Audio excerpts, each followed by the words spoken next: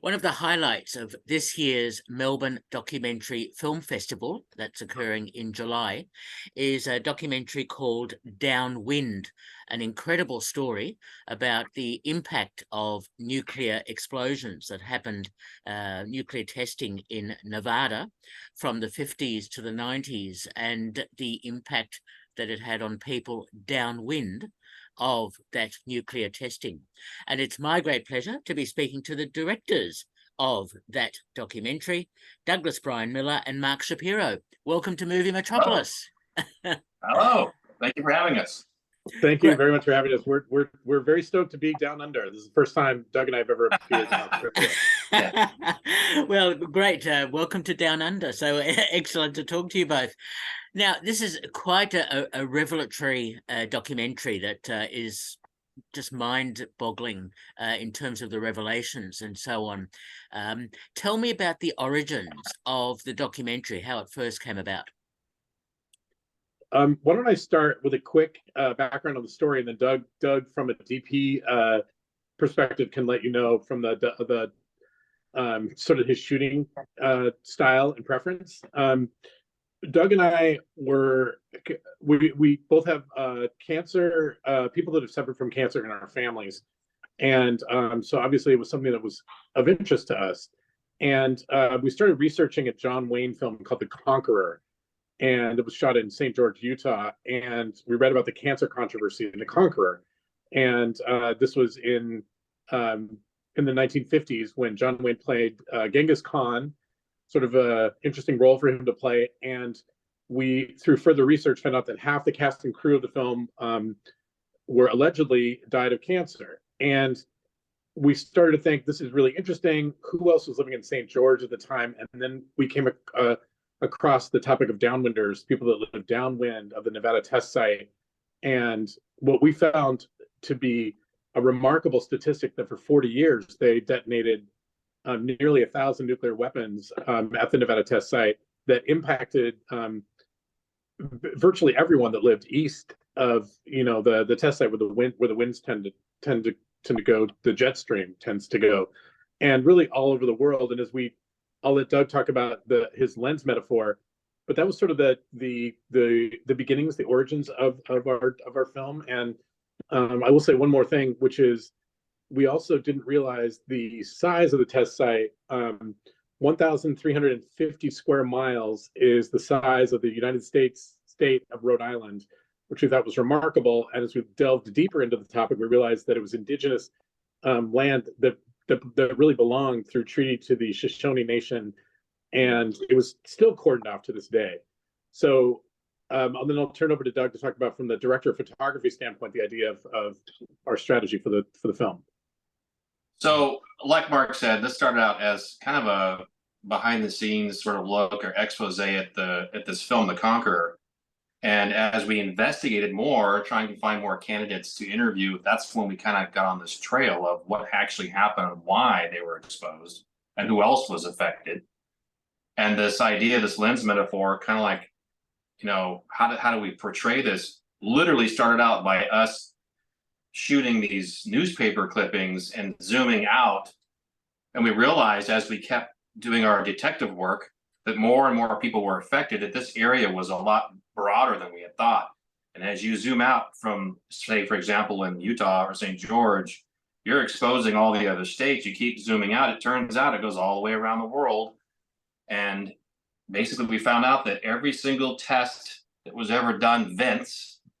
Well, what vents comes out radiation, and what blows is the radiation. And it was sort of a heavy moment for us to figure this out as filmmakers, because as Mark mentioned earlier, we have cancer in our family. Both of my dad passed away of lymphoma, and Mark's dad passed away, and they always told us to do dogs, and that's kind of what pushed us into this. But as we zoomed out, we found out that even my family may have been exposed to some of this fallout, and that may have been introduced into the DNA, and that's how come there's so many members of my family that have the same type of cancer. So it started to hit home.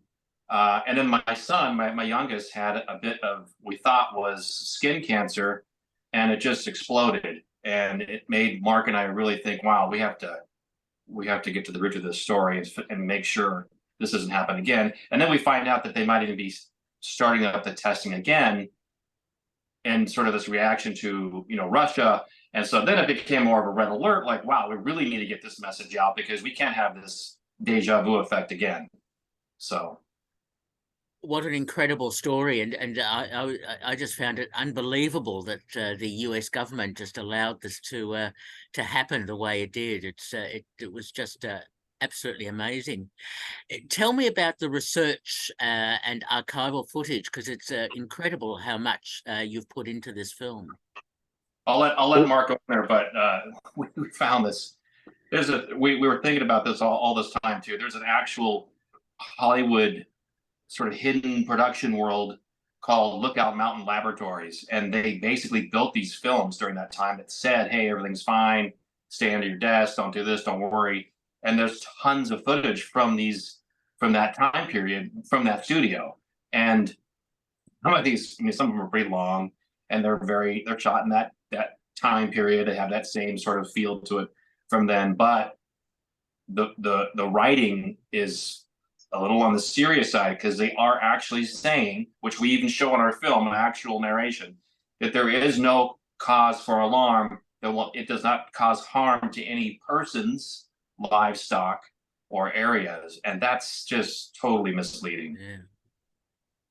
Yeah, Doug, as Doug mentioned, Lookout Mountain Laboratory, a remarkable studio that was in Laurel Canyon in Los Angeles, and thousands and thousands of Cold War films were shot there. Really, the narrative of the Cold War from a U.S. perspective, and it was a very interesting narrative because we felt like it was all governmentally controlled. The Navy and the Atomic Energy Commission making these films with directors, from Hollywood. It was one of the largest Hollywood studios, and it was really a secret studio. You can literally drive by the studio. It's in Laurel Canyon. Doug and I both driven by it. It's still standing to this day. Has another interesting story. And the archival footage, we felt like we wanted it to tell a story. As a matter of fact, we opened the film with kind of shots of present day, and then we cut back to one of the films that Lookout Mountain produced. And it's remarkable because there was sort of a collaboration, if you will, of a narrative that was created through the film as well as the testing itself. Almost to say, as Doug was saying, nothing to worry about here. This is all safe. Don't look over here. Look over there. Yeah. And so that to us was another narrative. But I keep coming back to the interesting point, and I think this is really poignant. Australia seems to be ahead of the game when it comes to nuclear regulation. That in the United States, people still are unaware of this testing. Maybe even around the world, but in our own country, if you were to poll people in different areas, they'd have no idea that the testing went on all the way up to 1991 or 1982, excuse me. And it was 40 years of that testing, 928 total tests, 828 underground tests, 100 above ground, these gigantic mushroom clouds that were sometimes much larger than what they'd experienced at either Trinity, the first explosion, or Hiroshima and Nagasaki, the two bombs that were dropped on populations. So we to Doug's point, I think he said earlier, what goes up comes down, must come down. The question is, where will it come down? Right. And that's another point we wanted to bring up was, I toured the Nevada test site last month, and it is in a very remote area. However, you were all aware that that people live below. People are living everywhere, and including the Shoshone Nation that was severely impacted, and Mormon communities and ranchers who sort of lived in the area. They tend not to be very confrontational with the government, and so in a lot of ways, I think it was sort of allowed to continue because there wasn't a lot of pushback. Yeah, it was like a collateral damage cost ratio. You could think of a marketing meeting where they're like, well, let's see, it might not be that bad, because they felt like there wasn't that dense of a population in that areas that it could go. And those particular people, like, for example, in one of our interviews, we kind of find out that like Los Angeles may have been spared due to like when and where they did these things. And if that's the case, isn't that sort of like a little suspicious that would be planned out that way. And so there's a lot of things that came and sort of brewed up from our investigations that we had to tell correctly by just showing it, the facts. And we understand our point of view at the time. We were positioning ourselves to be a global superpower and to prevent others from doing those things onto us. So we have to show that we know what we're doing, but at the same time, the cost was a lot higher than I think that anyone would have believed, so, or even assumed at the time. Incredible to think, and seeing those wonderful inverted commas training films such as Duck and Cover and all that. Oh, it's just easy to hide from the fallout. Nothing will impact on you. It's just amazing. I mean, it's sad and funny at the same time. It's like it really is. A film called Forbidden Planet that was done back in the day. Great sci-fi film, and the creature is literally invisible. And I kept coming back to that, even with the sound design and the music. It's like this monster that's coming, you cannot see it. You can see a tornado, you get warnings of a tornado, earthquakes, sometimes you get a warning, you get a text, there's a video, but radiation is invisible. It's just there, and you're exposed. And then that outcome of what it does to your body and your DNA is delayed 10 years, 15 years, and then it hits. Yeah, to that point, interesting, in an interview yesterday, somebody asked us about that, and one of the points that Ian Zabarte is of the Shoshone community, the principal man of the Shoshone Nation, and he talks about the importance of making the invisible visible, and that's sort of what we're trying to do here. To Doug's point, it was very hard to pinpoint from any perspective where radiation goes. When there's a car accident or outside, you know exactly where impact happens and casualties from an impact. But radiation itself is technically invisible, and especially when it's up in the clouds in the jet stream. But as we all know from gravity and other forces, that things come back down. And there also were clusters of cancer throughout the country and throughout the world, really, from any of these tests, whether they're the Soviet tests, or American tests, back in the day too. It just anything that is in the atmosphere eventually comes down. And so, we talk about downwinders in the film, and we mention several members of the downwinder community, including Claudia Peterson and Mary Dixon, who are in our film. But we're all downwinders. We all live downwind, and Fukushima and other 3 Mile Island, Chernobyl. All of those things impact everyone, and so as a global citizenry, this is getting back to that point of hoping to make the invisible visible. Yeah, unfortunately. Yep. Oh, well done on revealing all of that. You've got some incredible people involved, including Martin Sheen, who narrates, and Michael Douglas, Patrick Wayne, Lewis Black, and so on. Getting all of those people involved was quite a coup. How did all of that occur? That's on Mark. Michael Douglas is one of my childhood idols. He was my dad's. My dad tried to be him, literally. Wall Street came out, and my dad had the hair. He had the jacket and everything. And on set with Michael, I even showed him a photo of my dad, and Michael was like, "Whoa," as it is. But Mark chased everybody down. He explained. He was the engine behind getting our cast. So kudos to Mark, because that's not my area. Thank you. And the reason the people in our cast are very, we have a large cast. I think we interviewed 12 people, and then Mr. Sheen is a narrator.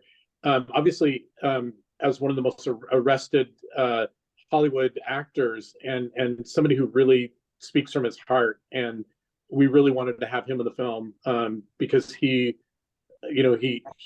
activism speaks for itself, and everybody knows who he is. He played the president, of course, on West Wing. He's an iconic American hero, and I mean that behind the camera too. The choices that he's made for his films. He often plays an investigative sort of personality, and that was important to us. Same thing with Michael Douglas. Lewis Black, also, you mentioned Duck and Cover a minute ago. We wanted to have somebody sort of address not just the fact that it happened, but sort of the ludicrous nature of a duck and cover drill. And he talks about I won't give away his joke, but he talks about, when you're hiding under wood, when you hide under your desk, when you duck and cover, and as if it's gonna do anything. And so he's really a political activist in his own right, and was an important part of this film. The other cast that we included, I mentioned Mary Dixon, who's a writer based in Salt Lake, Claudia Peterson, who's our one of the first people we talked to, because she was tremendously impacted adversely, obviously, by the testing, and the number of people in her family that passed away is it's unforgivable. And so in a lot of ways, everybody that we had in our film, we wanted to make sure that they were prominent members of the Downwinder community. These things happen to them, but they're now worldwide global activists, and they've traveled the world.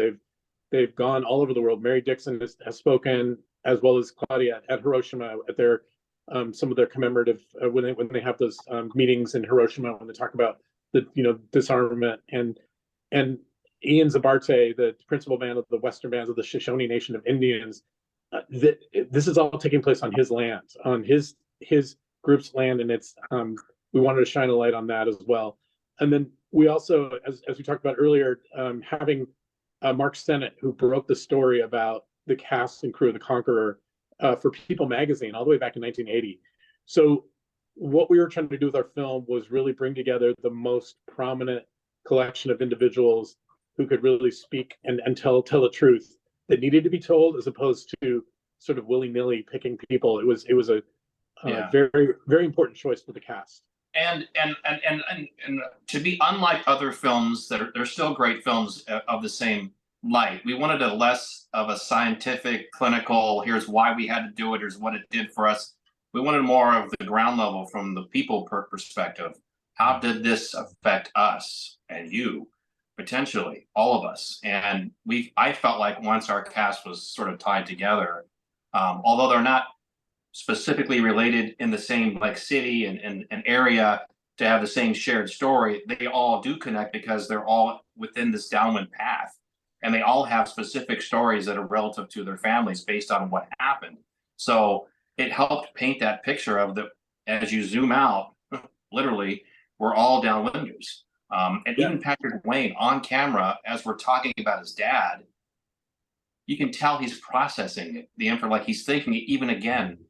They were there at this time. That's when it was done. The test leaked. There was this. They had Geiger counters. They were going off. It's kind of like 1 + 1 = 2, and you slowly put those puzzle pieces together, and you realize, this is bad stuff.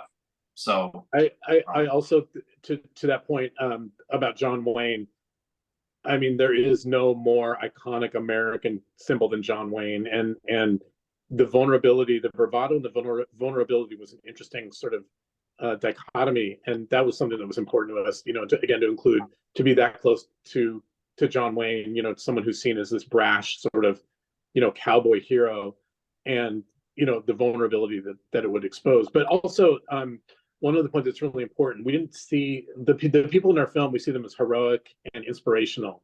Like I mentioned before, with Claudia, she grew up in a family, very conservative family, in a small town in Utah, and today is one of the most prominent anti-nuclear activists in the world. And she's a grandma at first. She wants to be a grandma. She's a family person, and doesn't see herself as a victim, but more somebody who is really hoping to make a change. Same with Mary Dixon.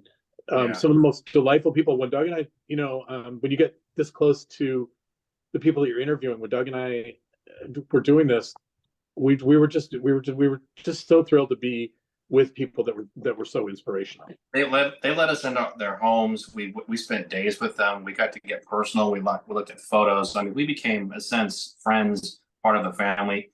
I mean, it truly broke my heart to see some of these stories and to hear the stories. And it just makes you want to tell that and broadcast it even louder so that we can stop this from happening again.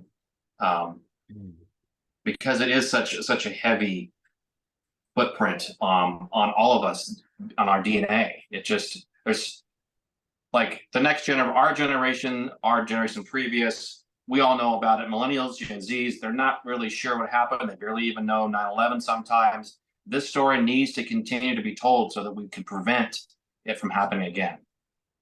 Absolutely, and I think that the film does serve as that sort of warning.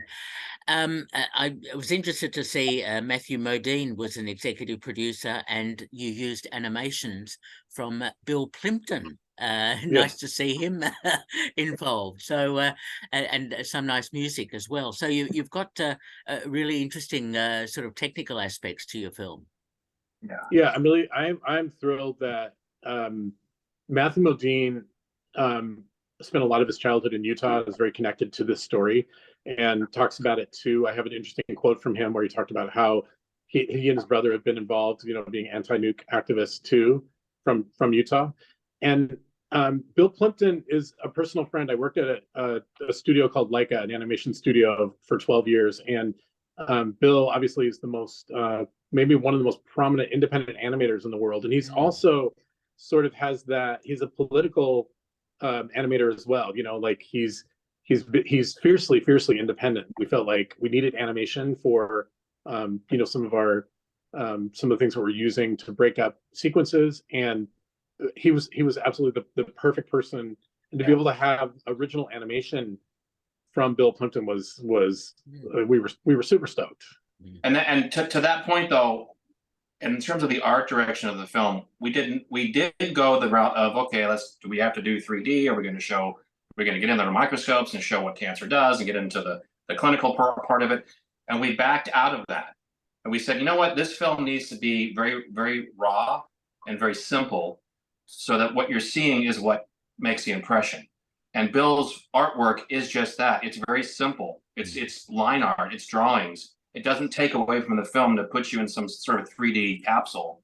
And even the typography is very clinical. It's very like almost governmental, military, DMV-ish, just so that it feels sterile enough for you to read it and move on and watch and hear and soak in the stories, because that's what we wanted you to retain afterwards.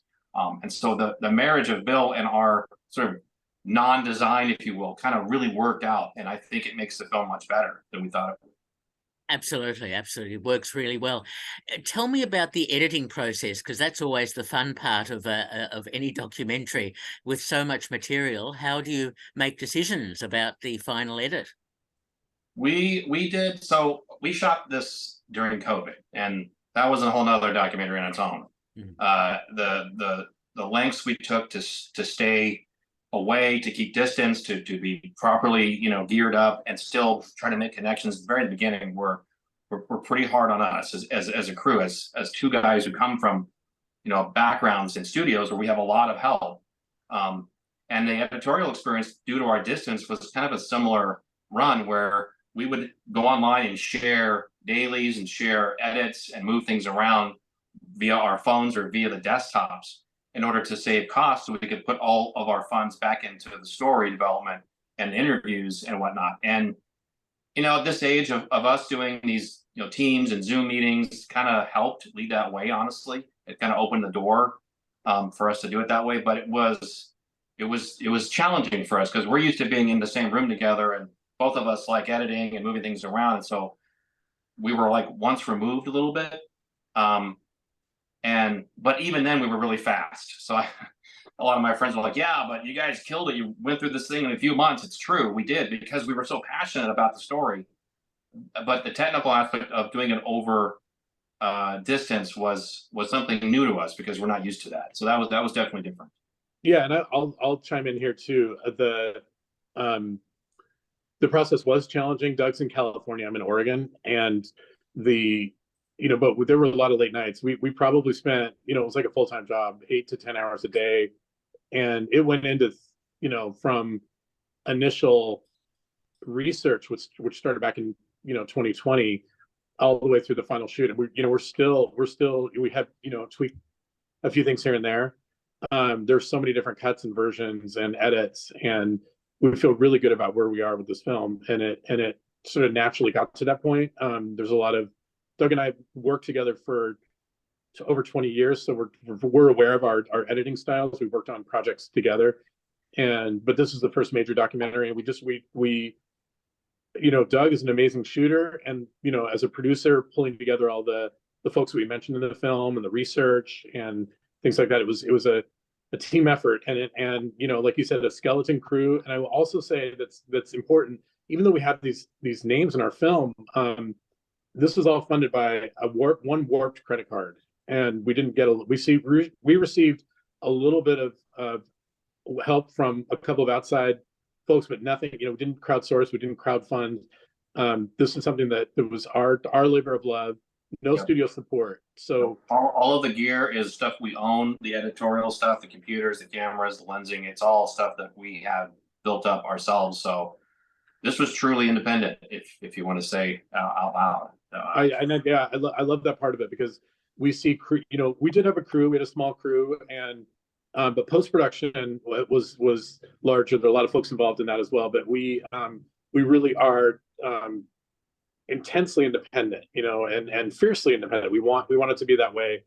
And, you know, I feel like, you know, this story that, again, should not be breaking news was something that needed to be told in this way, with sort of the beautiful cinematic look and the interviews to complement that. We shot this on Red in both 4.5, 6, and 8K, and we edited this thing on a Mac Mini from 2011. That's what started it on, until we progressed enough to get us another Mac. But it was challenging. We did all of this on our own dime. Incredible story.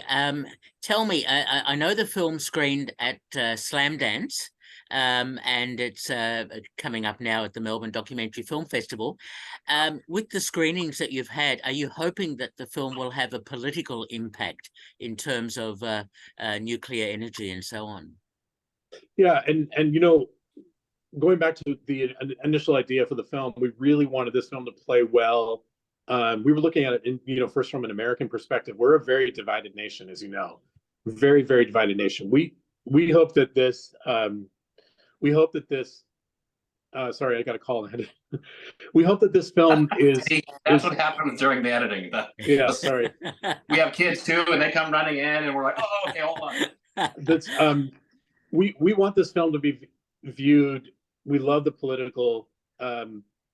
We love the idea that this could be viewed in a place where there are Republicans, Independents, Libertarians, Democrats, everybody together in one place.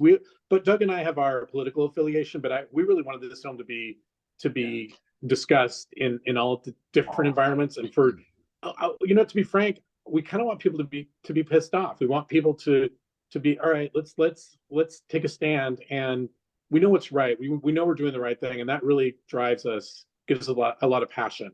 And so the conversations we had at Slamdance, we had a panel as well as a Q&A after the film, which is really inspirational and remarkable to have our cast members and people from, you know, all over Park City that had wandered into our film, and they're like, "This is the most powerful film in Park City this year." They said that to us, and that felt great. And a lot of it was the spark discussion that people had afterwards. That, you know, we're making film for a reason. This is not window covering. This is an important story to be told, and you know, by the right people at the right time.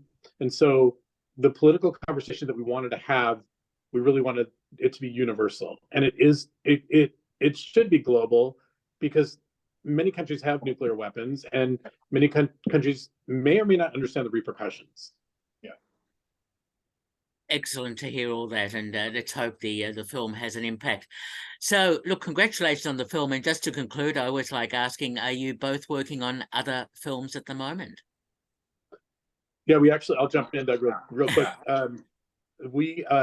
We have sort of a confidential title that is somewhat related to this film, and that we're in development on that right now. We're working on treatments for that, and we have two others. So we have about 3 that we're working on. One of them is, like I said, sort of tied to Downwind, and because, you know, you can't tell everything in a 96-minute film, and there are things that we came across during the filming that were their own stories, and we feel like in the same way we want to also tell the same story, not in a way that again, it's a universal. This is a very universal story, so they will be similar.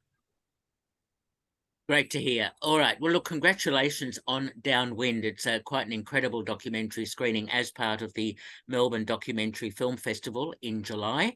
And it's been my great pleasure to be speaking to the co-directors, Mark Shapiro and Douglas Brian Miller. Thank you both so much for talking with me. Thank you also. And Peter, I was going to tell you that I just found out from Susanna, the director of the festival, that the film is going to play at 6 p.m. on Thursday, 27th of July at, I should also tell you this because it's going to be playing at the Purple Palace.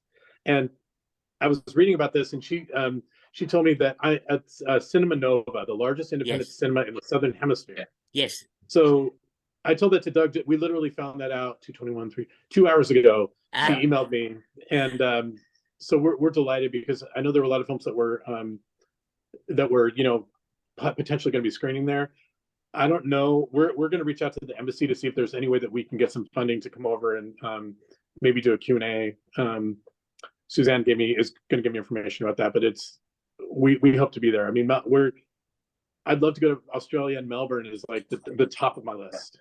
Yeah, that's our bucket list. We would certainly welcome you both. And yes, the Nova Cinema is a terrific cinema and a great venue for your documentary. Thank you both so much for talking with me. Thank you. If you have any follow-up questions or need images or anything, let us know. We have it all here. No problem at all. Thanks again. All right. Thank you. Bye-bye. Bye.